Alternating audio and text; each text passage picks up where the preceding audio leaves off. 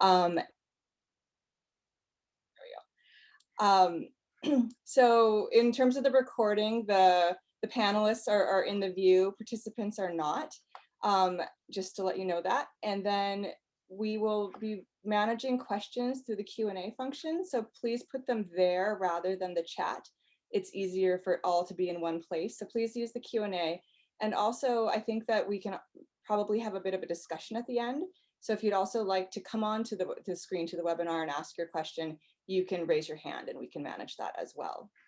So with that, I will pass this on to my colleague, Kirsten Olsen, who is a professor of natural resources and environmental management at the University of Hawaii at Manoa. And she is really the person who organized this talk. And so Kirsten, I'll pass it to you. Thanks very much, McKenna.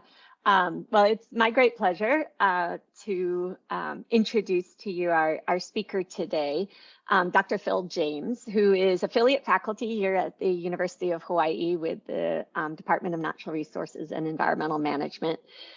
He is an economist, currently with the United Kingdom's Department for Environment, Food and Rural Affairs. He was a marine advisor for the Dasgupta Review, which we're about to discuss. I know Phil because of some work we did together in the Republic of Palau on fisheries. So his background is with the SPC and supporting small-scale fisheries throughout the Pacific Islands. So his career has spanned the Pacific Islands and Africa, as well as Asia and Europe. So we can ask him a lot of different questions later after his presentation. So, we want to keep this relatively informal. Phil is going to give us a little bit of a background of what he learned being part of this unique economic endeavor. And then I will open it up to talk story. Phil, thank you so much for agreeing to give us a talk, and we'll hope that the electricity here stays on for the duration of it. Thanks, Kirsten. I hope it does. I will share my slides. 1 second.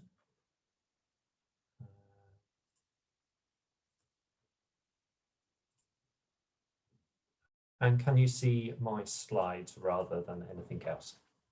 Yes, we can. Okay, okay, excellent, thank you. Just first as a disclaimer, because I work for the UK Department of Environment, Food and Rural Affairs, I'm speaking to everybody today in a personal capacity and as affiliate faculty member of the university. And not part of the review group, although I was lucky enough to be the marine economic advisor on the analytical group for the review. But I am speaking as the affiliate faculty of the Department of Natural Resources and Environmental Management. And with that disclaimer, let's dive in. If you have any problems in hearing me or anything, give me a shout. So let's start with a quote, not from the review, but from UK royalty, Sir David Attenborough. In his recent Netflix documentary, his witness statement, he describes how humans have overrun the world and have made our greatest mistake. However, he does end with hope, requiring a fundamental shift in our thinking is needed in order to survive and thrive with nature. We must be a part of it, not apart from it. He says it better than me. The review we'll discuss today does show us how we can reframe our thinking to support this view of Sir David Attenborough. So just a bit of a background of the review. In 2019, the UK Treasury, our finance ministry, commissioned Professor Sir Partha Dasgupta to undertake a global review of the economics of biodiversity. So it's important to emphasize it's not a UK review, it's a global review.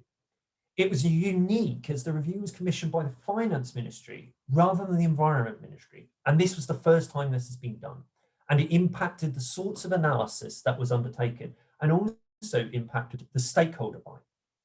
The review presents a comprehensive economic framework for how humans interact with biodiversity and nature and calls for urgent and deep-rooted change in the way in which we interact with nature. So where are we? Well, we're living in the best of times. Since 1950, global incomes have risen across the board, and the number of people living in absolute poverty has dramatically fallen. Human life expectancy has increased. We are now living almost twice as long as our ancestors. And as a consequence, mortality rates have fallen. But it's not all good news. We are also living in the worst of times, as Professor Dasgupta puts it. We're living at a time of huge loss. The next mass extinction event could be on the horizon. Species extinction rates have increased. Services from ecosystems have dramatically decreased, and temperatures have risen.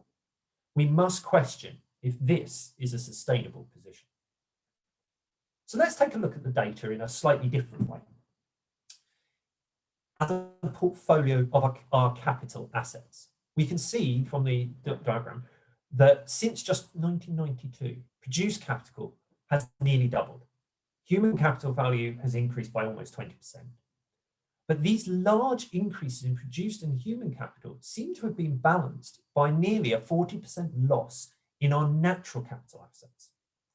If we look at each of these capitals as assets, in fact, then these data suggest our asset portfolio is becoming out of balance. Noting, of course, that correlation does not necessarily equal causation. But let's take a look at this around the world. And how does it vary from country to country? The map on the screen shows that over 70% of countries worldwide are running an ecological deficit, whereby their demands on nature outstrip the biocapacity of their own country. It's also worth noting where these countries are. Many are developed or middle-income countries. But most of the Pacific, South America, many areas in Central and West Africa, actually, where much of global poverty is focused, are positive. It suggests that there has been some exporting of biodiversity losses, much like many countries have done with their carbon emissions, actually. So why is this so dangerous? Well, degradation of nature can lead to tipping points and does lead to tipping points.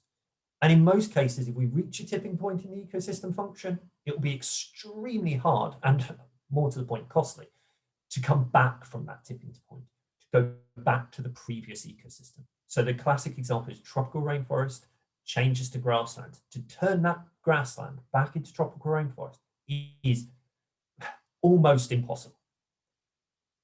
But crucially, regime shifts can have far-reaching consequences for us as humans, our well-being, and provide lower benefits to us, and have a lower capacity to support our economies, and ultimately drive that poverty reduction that we have seen since the 1950s.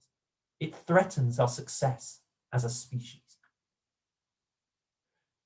Now, traditional economic models consider that we take from nature for free, and we return our waste and our losses to nature at no cost to the economy. The review urges us to think about this differently, though. It urges us to consider us bounded by nature. We are a part of nature, not apart from it, as Sir David Attenborough put it. With this view, we're instead borrowing from our own future returns by degrading nature now. So let's look at this in a little bit more of a formal way next. And this is something that Partha Dasgupta describes as the impact inequality. And as an economist, I could not possibly get through one presentation without mentioning demand and supply. Here we assume that nature, the asset, is used and therefore has a supply. There is a supply of nature. That supply is a function of the rate at which the biosphere regenerates and the rate at which it turns the stock into increased availability. For example, if a fish population has 10,000 individuals, it will be able to regenerate, i.e. breed, far faster than a population of 1,000 individuals. And this is what the biosphere can do for us. This is what it can supply to humanity. On the demand side, though, this is human demand. The demand that we place on it is a function of the size of our population, number of people, obviously, the level of our economic capacity, activity per capita, and the efficiency by which the biosphere's goods and services are converted into GDP. As with all economics, though, when demand outstrips supply, stock is degraded until there is no more stock. However, the stabilizing effect of market prices within normal markets allows demand and supply to return to an equilibrium. But this is not the case in nature. There's no real market prices, or at least no market prices that reflect the true cost of our activities. And as such, we degrade the stock without a price effect, without suffering, thus maintaining and not actually limiting our demand. The review characterizes this as in a really, really clear way and says we are currently demanding 1.7 Earths. So we need 1.7 Earths to maintain our current demand on nature. So we are massively outstripping the supply that we have on this planet. But why? Why are we outstripping the supply? Well, fundamentally, the review concludes that there is a major institutional failure. The review puts this down to the features of nature apart from anything else. The mobility and transboundary nature of biodiversity. I mean, fish are a classic transboundary problem, but it has impacts on ownership. It creates a market failure. The silence of nature is really important. We can't physically hear the pain we are causing to nature. And the invisibility of much of nature's processes. For example, soils, absolutely crucial, biodiversity of soils, so important to us, into all ecosystem services, but we can't see them. But we also have an invisibility of nature within our markets, our economic markets, and therefore we cannot record our use and our impacts upon our natural assets and manage them accordingly. Now, that's the gloom and doom over it, well, more or less over and done with. But now the hope. And to be honest, the not so difficult solutions, it just takes some thinking and a bit of reframing of our thinking. So the review reframes our thinking in portfolio theory. Nature, and you've heard me say a number of times, nature is our asset. To manage our asset-related risks, we're required to have a diverse portfolio, and that diversity is the biodiversity of the natural world. And we, humans, are the custodians of that, and therefore we are the portfolio or the long-term asset managers. So with that framing, let's take a look at how this might allow us to manage our assets more effectively. The review considers 3 areas for change. 1, balancing the impact inequality. 2, changing the success measures to something that the review terms as inclusive wealth, and transforming our institutions. We'll go through them each in turn and describe a little bit more detail. So first, let's take a look at the options for balancing the impact inequality equation. So that's the one with the tab. So the review offers 5 solutions here.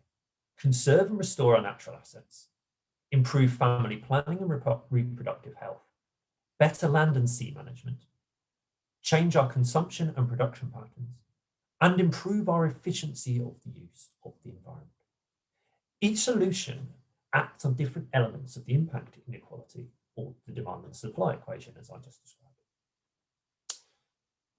So just going back to that impact inequality, what are we saying by those solutions? Well, we need to increase both the stock and regenerative rate of nature, and that's our GS. We need to act on the Y of the equation by changing human activity per capita via our consumption and production patterns. We need to better manage the N, our human population.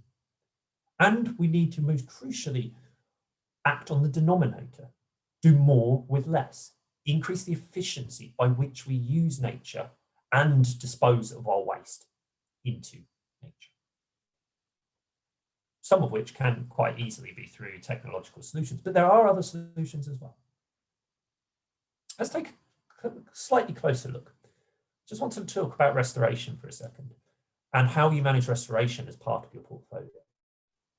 It's important to recognise that delays in taking action increase the future cost of our required actions, but also that this increases the risk of any future investment that it'll actually provide a return. So as portfolio managers, we should be looking for the least costly, lowest risk, highest return action. That is to protect and restore our ecosystems early, before they are severely degraded and before they reach those tipping points we talked about earlier on. Inaction now simply piles on debt to future generations. In my own research, I've found roughly restoration of an ecosystem versus better management of an ecosystem is in the region of 10 to 20 times more expensive, depending on your ecosystem. Some it's a pointless exercise, but 10 to 20 times more expensive to restore an ecosystem than effectively manage an ecosystem. But it should also be noted that we need a mix of ecosystems which provide a range of different services to allow us to thrive. Just one type of ecosystem cannot provide all we need as humans. There's no point in having a healthy coral reef without healthy mangroves, healthy seagrass, and healthy deep ocean. Sorry, many of my examples come from the marine area because that's my passion. But the range of ecosystems that we need as humans allow us to gain those services which support our economies. The more multifunctional they are, the more valuable they are to us. Now let's talk about population. It's a difficult one. However, population has been a significant factor in the growth of ecological footprint. There's no getting away from it. The global population is expected to continue to rise. And it's vital that global population actually starts to level off in order to reduce our ecological impact. We've recently seen this in Japan. And this is not through draconian population control measures. This is through education of women. This is through access to finance, changing expectations of largely women, and reproductive health programs. This has reduced the average number of children from about 3 in the early 1900s to around 1, well, a bit over 1 currently. And the population has been observed to starting to level off and actually is predicted to fall. And this is all possible without draconian measures and restrictions on, and we all think of other countries, but restrictions on the number of children you're allowed, for example. So it can be done. So let us turn to our measures of success. This is our second area of change. Fundamentally, we need to change how we measure and think about success to include the natural world. Many may think they understand GDP or economic growth, positive being good, but it's actually a very poor measure of our actual wealth and our actual well-being. Partha suggests that we need to change our measures instead to that of inclusive wealth. And that's a model that balances our 3 capitals that we talked about before, our produced, our human, and our natural capital, thereby better representing social well-being. And more crucially, as portfolio managers, helping us to understand the consequences of our actions.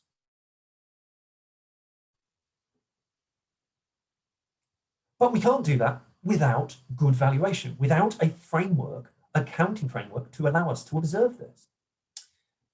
And we've already seen that market prices do not reflect the true value of nature. However, there's been a fundamental change in this in the last few days, where the UN Statistical Commission has now formally adopted as formal statistical standards the SEA Ecosystem Accounts Framework. And this is a huge step forward because it provides a framework which is analogous to GDP and our normal national accounts, but for the natural world. And why is that important? Well, it is wholly consistent with how we measure our national accounts. These national accounts are recognised by decision makers. So this is a massive, exciting change. boring document to read, possibly, but a massive, exciting change in the way that we are potentially thinking as humans. So finally, transforming our institutions and systems, the third spoke of the three-spoked wheel. Not a great analogy. So first, institutions need to become effective. Education must reflect the role of nature to better inform us as asset managers and better enable us to make those decisions we need to make. The financial system must better price risk and therefore support nature and not degrade it. And as citizens, we need to be empowered to make informed choices. So a short comment on what makes an effective institution. Good institutions are rooted in good social capital and the fabric of our societies. They have clear links to we, the people, but they are based on established trust. They're based on clear rules. And perhaps most crucially, they are based on good monitoring, control, surveillance, and enforcement of those rules. It needs to be on the basis of which we progress institutional change. But the objectives of those institutions must focus on the right metrics, i.e. the accounting framework. A word on the global financial system. It plays a pivotal role in determining both the demand and the supply side, actually, of the impact inequality. Global financial investments in conservation and restoration, i.e. the supply side of our impact inequality, are minuscule, incredibly small, 78 to 143 billion per year USD. Absurdly small. Financial flows, on the other hand, for harmful subsidies are $4 to $6 trillion per year. So we're lining up 143 billion against $6 trillion of subsidies, which create perverse incentives to overexploit nature and i.e. shift our entire balance of our demand and supply. It means our financial systems are tipping our engagement with nature to increase demand rather than ensuring sufficient supply. And that needs to change. The risks associated with biodiversity loss have significant macro and financial implications as well. And it's really important that we link these sort of slightly more minute details to these larger events. Droughts, erosion, there's a whole list of them. Contamination of soils have all identifiable adverse financial impacts. They reduce house prices, for example. They reduce stock prices. They reduce yields, farm yields, and ultimately actually lead to bank defaults because there's so much risk on their books. Currently, apart from climate change risk, the management of financial risks from the broader changes in natural capital remains relatively limited. There's been a lot of progress in the climate change area. There's been almost no progress in biodiversity related risks. Needs to change, and the review calls for that change. We can't talk about economics without also talking about trade. And trade has played a really important role in achieving global sustainability. It allows for the decoupling of local supply and local demand. However, it has had negative impacts on the biosphere as well. We can observe that high-income countries seem to have exported or offshored, as the review puts it, their adverse impacts on ecosystems via the trade links to largely lower income countries, much in the same way that they have done so with the climate emissions. So enhancing trade practices and policies can actually support a shift towards a sustainable system. But they have to be actions which span international boundaries. And one of the big ideas is actually charging shipping companies and the like to use the oceans, which are in areas which are beyond national jurisdictions. Finally, I've mentioned climate change a couple of times, but I just wanted to mention the important link between biodiversity and climate change. They are inextricably linked. They are two sides of the same coin. biodiversity loss is contributing to climate change, and climate change is a key driver of biodiversity loss. Tackling one will tackle the other, but you can't tackle one without tackling the other as well. And both the Stern review and Partha Dasgupta's review have shown that inaction just means we're going to face huge future costs and huge future risks rather than changing now. So, quick summary of the changes. So fundamentally, we have seriously mismanaged our natural assets.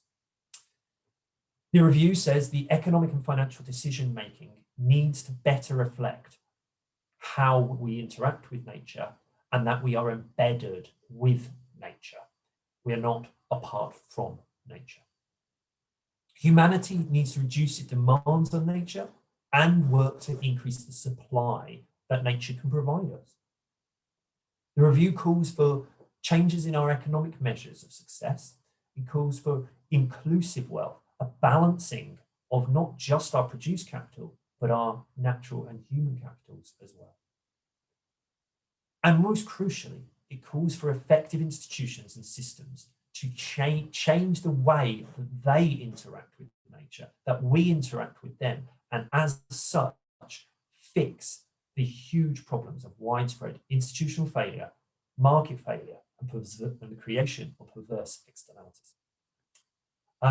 I'll stop there, but just as a further disclaimer, everything I've said is obviously my personal views and as a affiliate faculty and nothing to do with the UK government. There will be a response to the review from the UK government led by the Treasury in the spring of this year.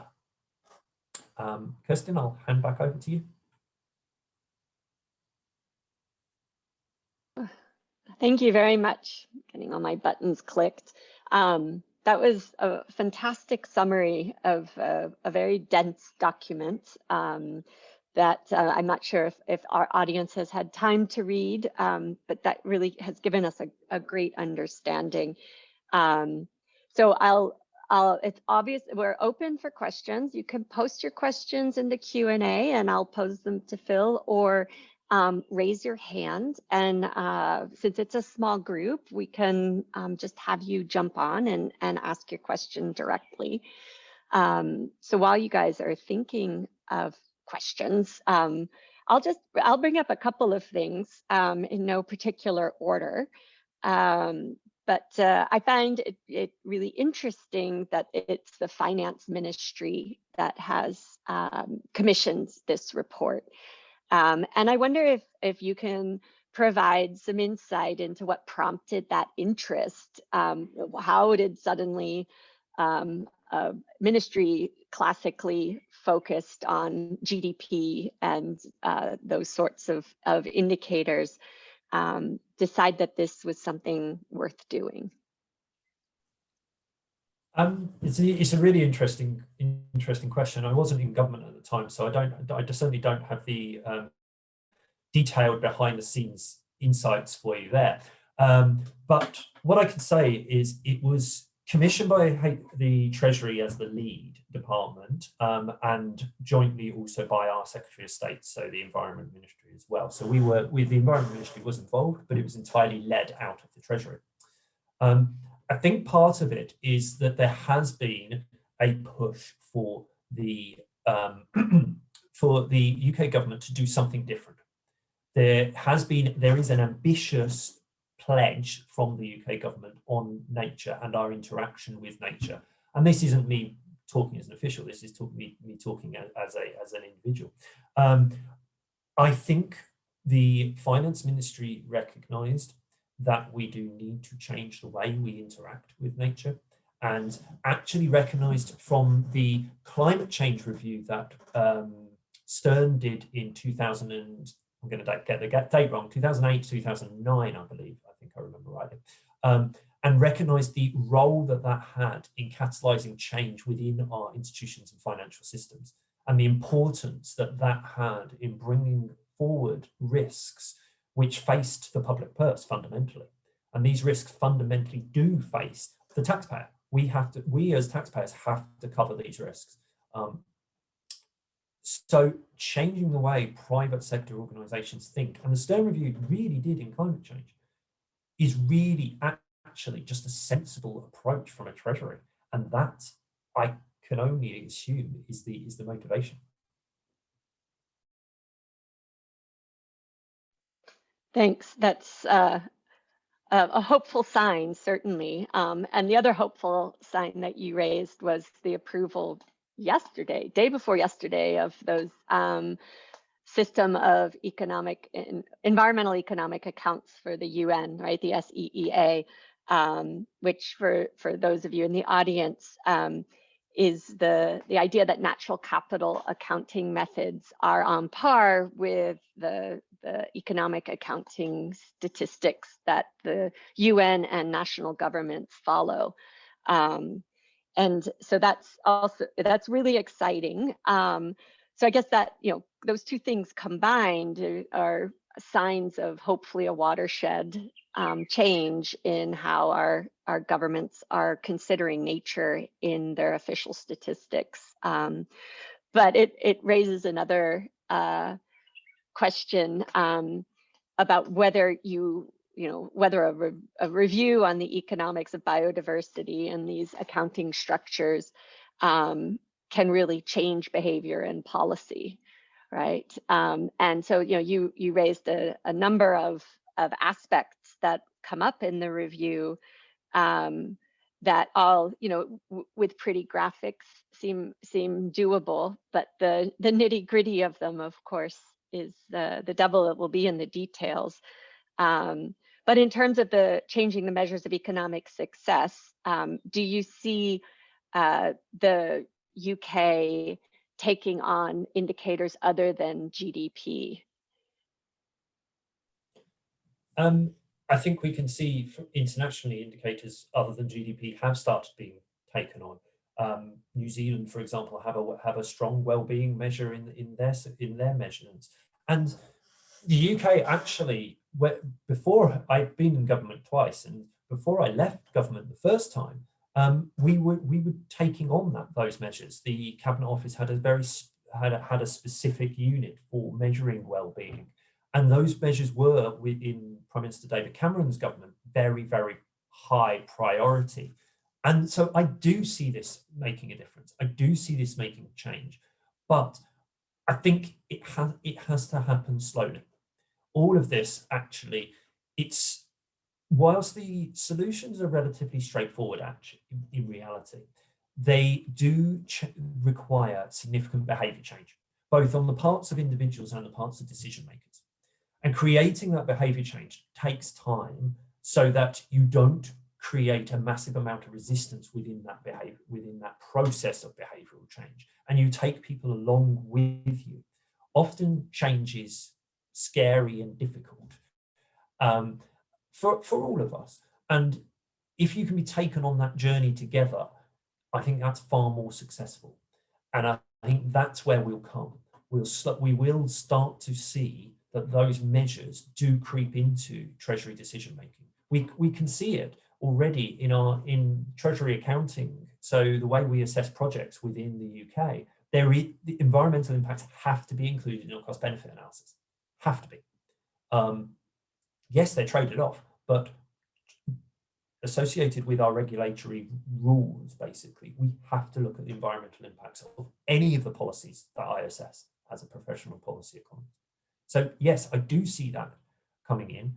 I think it will take time, but I hold out hope now that it's an official statistical standard. I think before it was more of a nice to have, because it was an experimental, and now we've removed the experimental to become an official statistical standard. Yes, I do think we are in a far better position, but I do think it will take time. Yeah, thank you. I think that we're working on the same timeline in the state of Hawaii and in the US. Just recently, with the new administration, Office of Management and Budget has started opening the door to considering non-market impacts on the environment in cost-benefit analysis, which is an incredibly encouraging sign. But we have some questions. McKenna has her hand up, and then Rupe, I will ask your question. Thanks, Phil. That was a really great talk. It was such a good overview. And my question's actually along the similar lines. I think you actually started to answer it in your comments just now. But you know, in this broad concept of operationalizing decision making that reflects human impacts on the environment, right? Bringing in these non-market values. So we talked about the indicators, and I'm wondering, like, you know, how do you see that the pathway to getting that operationalized in decision making, right? Like, will there be some kind of, you know, social cost of biodiversity loss incorporated, or within the biodiversity sphere, is there any kind of similar Pigouvian taxation like carbon taxes in terms of biodiversity?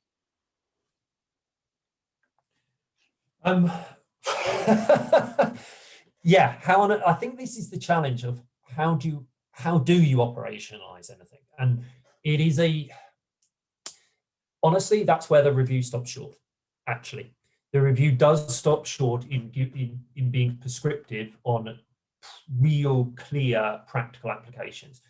And Partha's view was very clear in the review that it wasn't for him to dictate to other countries on how they chose to operationalize his recommendations.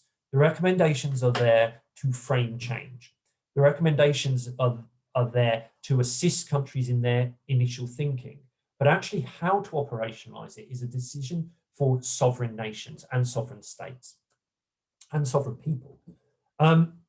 However, I think we have seen that climate change has led to the creation of environmental markets. And we can take a lot of lessons actually from the dysfunction of those markets on how to set up effective environmental markets. And you can start seeing that in some of the impact investments that are being made around the world. I mean, again, in the marine environment, we are slowly seeing some impact investors starting to take interest in marine protected areas, but even just marine managed areas alone, just better management and understanding how they can get returns from those sorts of areas.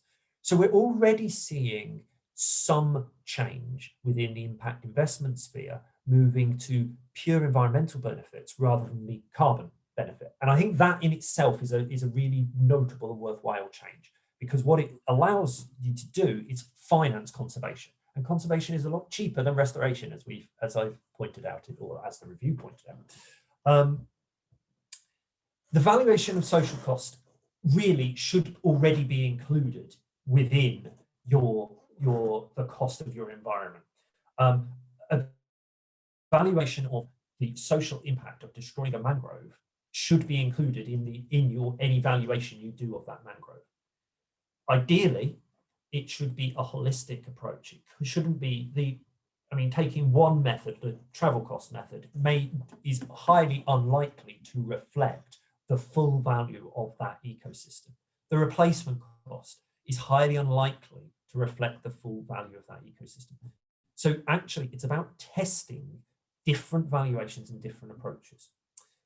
Something that DEFRA actually has just launched, and it's worth, Kirsten, I know your name's in the database, so I'm assuming you're well aware of this, the Ecosystem Service Valuation Database, which is a database of thousands of ecosystem services values. And it's really, really fascinating to look at the range. And depending which resource you're looking at, depending what method you're looking at, you could have ranges of values between $6,000 and $5,000. It's as in $6 and $5,000. It's huge difference. But you have to have the understanding of how you can combine those different valuations to actually fairly reflect the value of an ecosystem. I think part of the problem, though, and I think we're going to see this in deep sea mining, and we see it on land with mining in the Amazon, that the short-term economic imperative is always going to outweigh the long-term environmental benefits of that ecosystem, particularly when you're dealing with poverty-stricken areas of the world.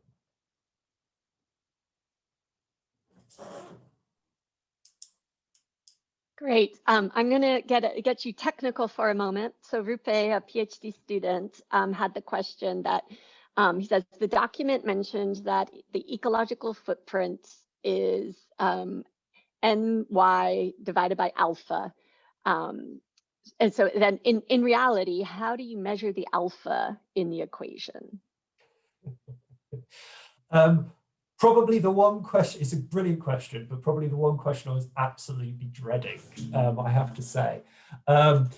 So yes, the ecological footprint is characterized in the review as the human population times by the human economic activity per capita divided by the efficiency of which we transform the biosphere's goods and services, and then also transform our waste into the environment.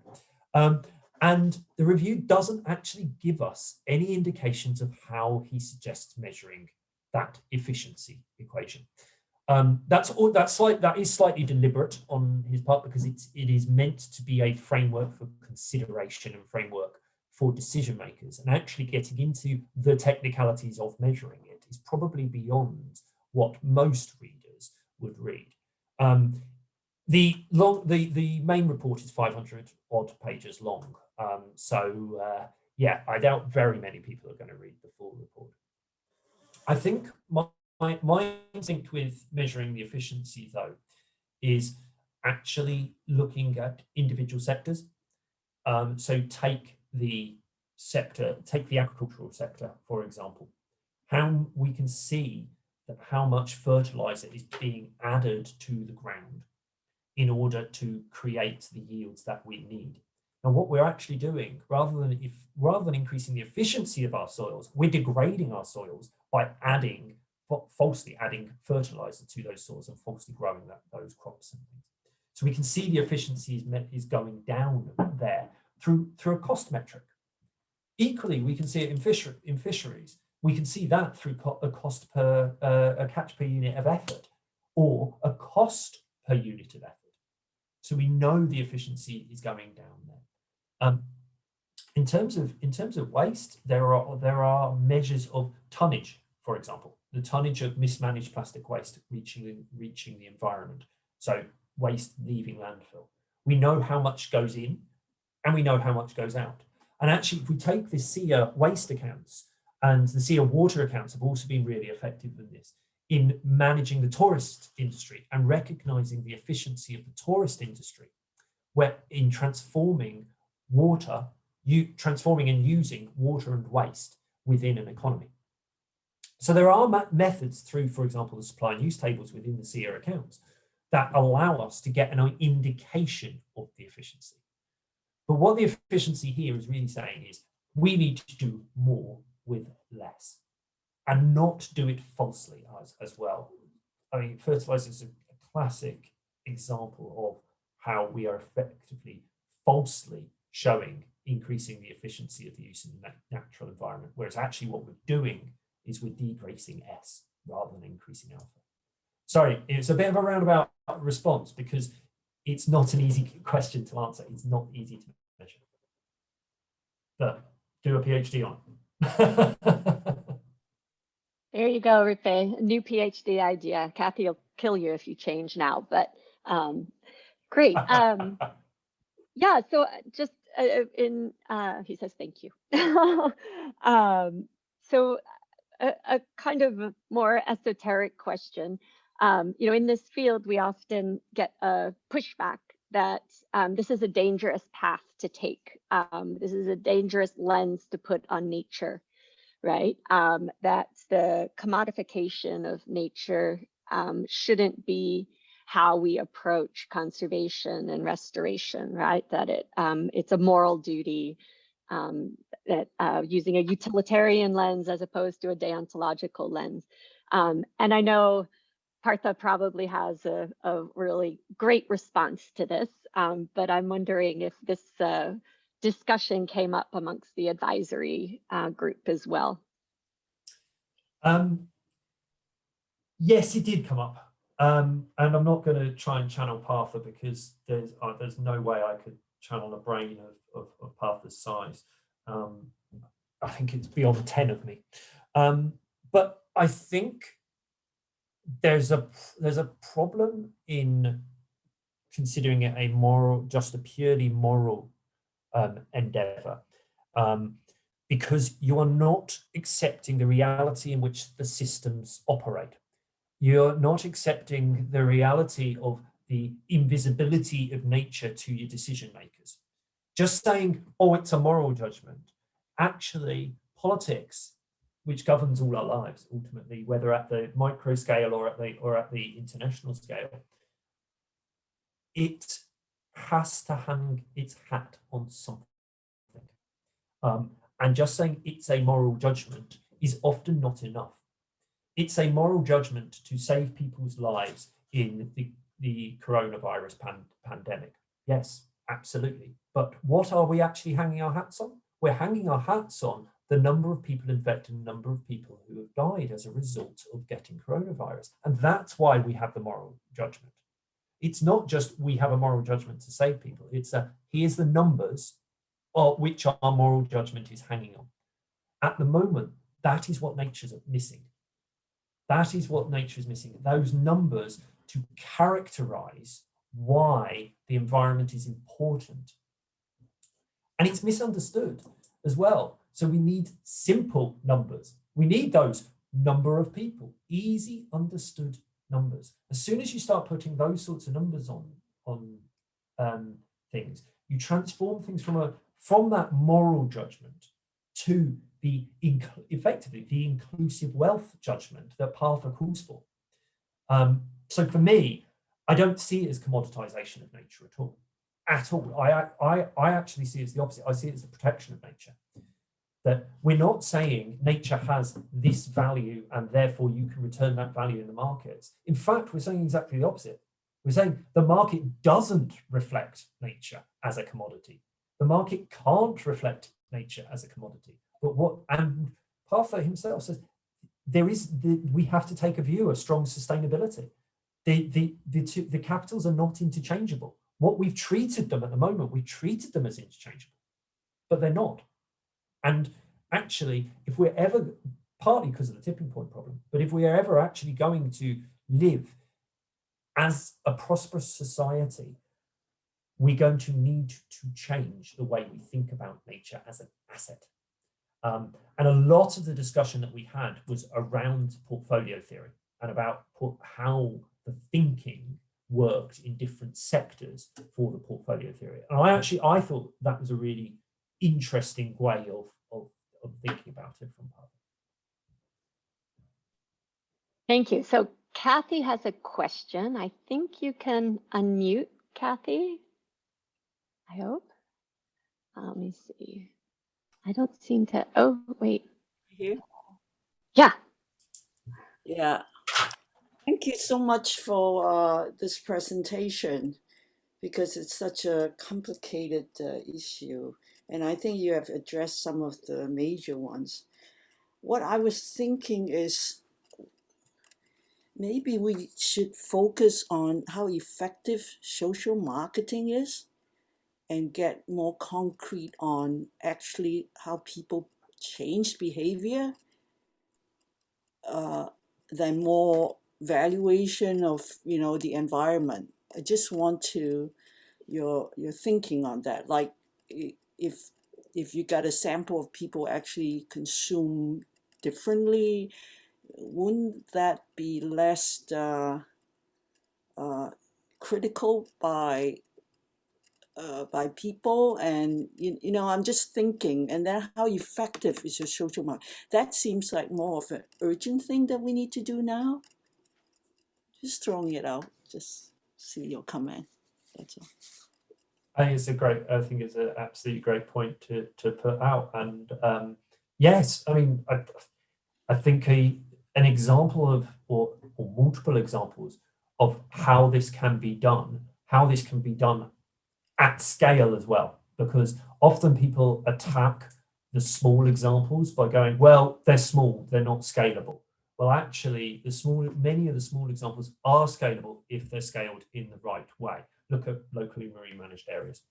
But I think from a behavior, you're right about the behavioral change, and I really like behavioral change, because what it essentially does, or behavioral economics, because what it essentially does is say that everything is rooted in our thinking and how our thinking is framed.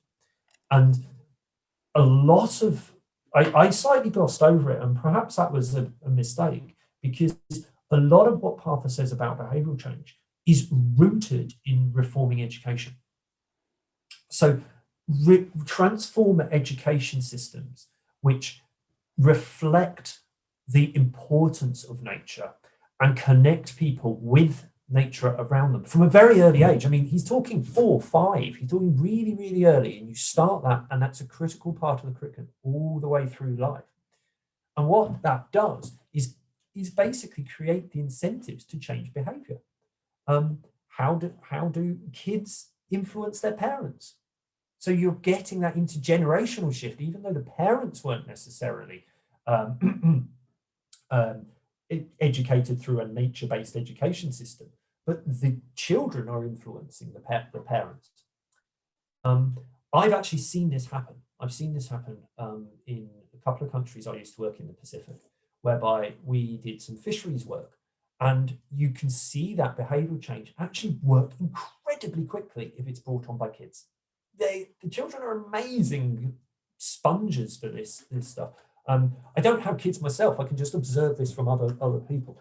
But it's incredible how quickly they are able to change their behaviour. So I think the social marketing of how sort of this can be done is really, really important. And to prove that this can be done without excessive cost and without excessive inconvenience to our lives. And humans don't like inconvenience. We really don't. None of us do. So can we do it at low-ish cost and minimal inconvenience? Yes, we can. Yes, we can. And that's one of the things we really need to promote through the social marketing. Yeah, I don't thank know you if that so much. answers your question, Kathy. Yeah. Thank you so much. You're right on the money here, because I have a project that's actually going through and funded by Department of Commerce to see the before and after of educating high school kids. And the premise was that they actually could influence their parents on what to purchase. And now you really brought up why my project is so important. Because at first I just thought, I'm just going to do a survey through some curriculum change before and after on eating. That's basically on aquaculturally produced fish versus wild caught fish, and see their view, and then introduce some sort of education piece there. So thank you so much. It's good. Thank you. Sounds like a fascinating project. We have only a couple more minutes, and so far no questions. So I'll ask an easy question for the end.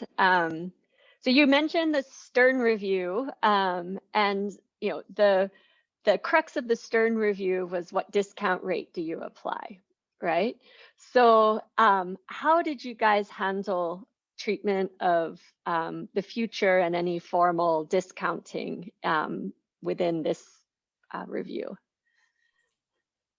It's a really interesting question, and the Stern Review, yeah. I mean, actually, the Stern Review was attacked for its use of discounting, pretty much from every single corner you could imagine. Now, what was interesting was we didn't have very many discussions within the analytical group on discounting.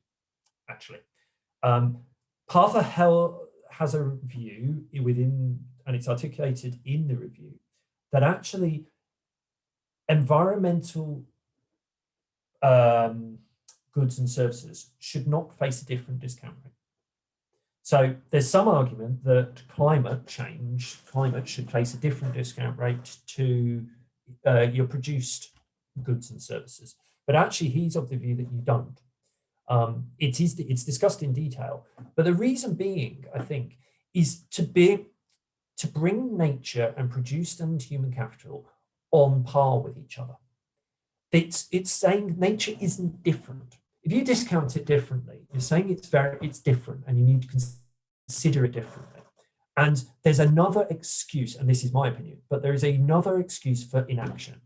There's an excuse to attack someone's analysis. Like if I'm doing a set cost benefit analysis and someone says, I don't like it, your discount rate's 10% on the environment, or your discount rate's 0.5% on your environment. Well, actually, the discount rate is almost irrelevant. And you can remove that discussion by saying, no, the discount rate should be equal. There's no reason why the discount rate should be different. And he does go into detail in that. But yeah, given we're nearly at the end, I won't go into too much more detail. Right, unfair question right at the end. Well, okay, so thank you very much. I think that well, I've learned a lot, and I'm sure those of the attendees did too, and folks who will watch the recording. And I hope it inspires folks to get involved in ecological economics. And I just want to say thank you. Thank you for zooming in from the UK. Always feels nice to get input from other places, and inspires action here in Hawaii and in the US. And thank you everybody for attending. I don't know, McKenna, if you have some formal goodbyes that you want to say. No, nothing formal, just a mahalo, Phil. That was a really interesting presentation and conversation. Really appreciate it. And thank you, Kirsten, for organizing this and getting this all here. Great. See everybody sometime in person.